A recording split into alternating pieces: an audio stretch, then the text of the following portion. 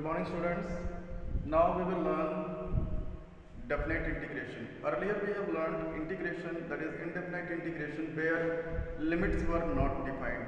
But if limits are given, that summation we have to do from initial level to final level. जैसे integration a to b f of x dx. जैसे यहाँ पर here limits are given that we have to integrate from lower limit to the upper limit. देखो इसको जो बोलते हैं क्या कहते हैं lower limit, ठीक है, and this is said to be the upper limit. लेकिन जब इस फंक्शन का integration, whenever the integration of this function takes place, तो इस फंक्शन का इंटीग्रेशन जो आएगा वो कितना आएगा f of x. मैंने बताया था कि यहाँ पर जब भी whenever the limits are defined, the constant will not take place, ठीक है, constant will not come. और what we have to do, a to b, ये ध्यान देने वाली चीज़ है. In physics mostly we are using this formula only, x to the power n and this formula. So f of x dx. So we have, after the integration we got the another function f of x, and see within the brackets we will write down the limits a to b. This is the way of representation. Okay. So what we will do, f of b minus f of a. पहले जैसे element of integration is dx. Here the element of integration is dx.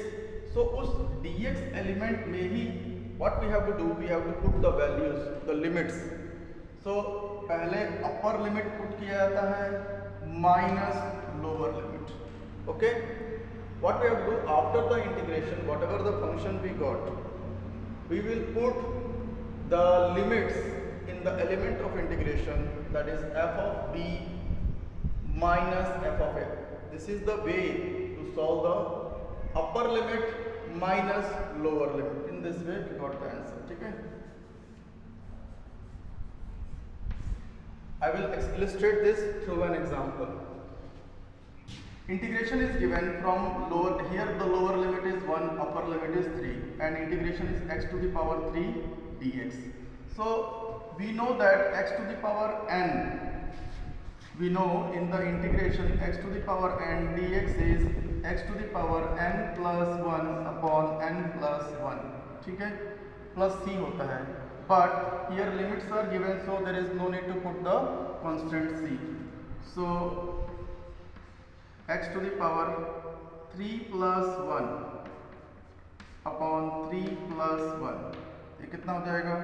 So it is x to the power 4 upon 4. Okay. So what we have to do, we have to constant है इसको बाहर ले लेते हैं, और x to the power 4 रहेगा आपका अंदर.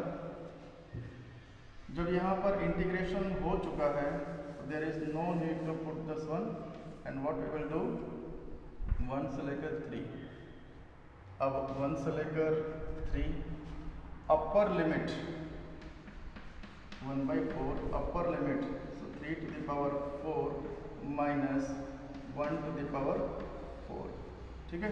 अपर लिमिट की वैल्यू इस एलिमेंट ऑफ इंटीग्रेशन में आएगी -1, ठीक है.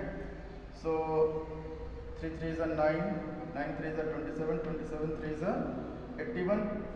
So 1/4, 81 minus 1, so it is 80 upon 4. 4 1s are 4, 20s are. Okay. So the answer in this.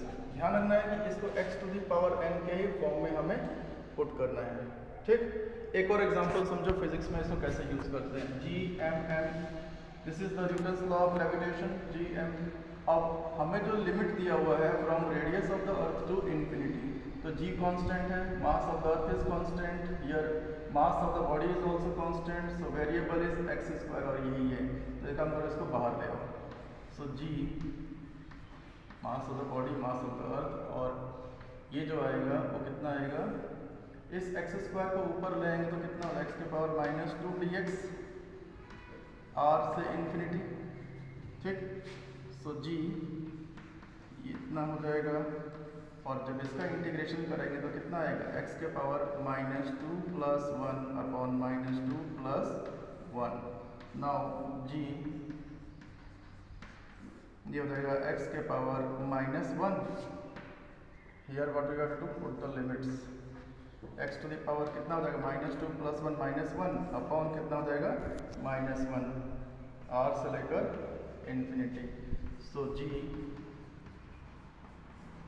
तो what we have to do, क्या इसको हम लिख सकते हैं -1/x। मैंने क्या बताया था, अपर लिमिट पहले पुट करना है माइनस लोअर लिमिट। सो जी तो ये हो जाएगा -1/∞ और minus, so minus into minus कितना हो जाएगा, प्लस। सो आंसर कितना आ जाएगा, जी m 1/∞ 0 minus into minus plus, तो ये आपका आंसर आ जाएगा ये।